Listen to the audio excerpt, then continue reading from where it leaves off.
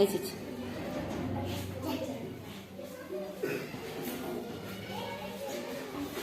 जिस शय में से देखने पर दूसरी जानिब की चीजें नजर आती है, जैसे कि अभी गिलास है, ये खाली गिलास है कांच का, इसमें से मोमबत्ती नजर आ रही क्या?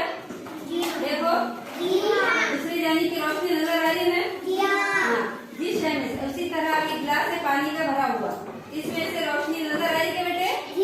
देखो मोमबत्ती नजर आ रही है हाँ, तो इसको क्या कहेंगे? जिस शय में से दूसरी जानिब की चीजें नजर आती है उसको शफाफ बोलेंगे। गिलास कांच शफाफ है, पानी भी शफाफ है।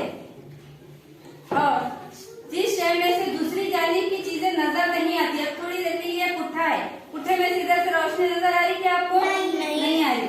जिस शय में से दूसरी जानिब की चीजें नजर नहीं आती उसको क्या कहते हैं? गैर शफाफ बोलते हैं।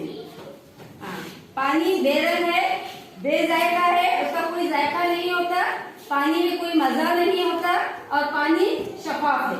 समझ में आया ना? जी हाँ। बोलो आप लोग। पानी कैसा है? शफाफ है। पानी का कोई रंग नहीं होता, पानी का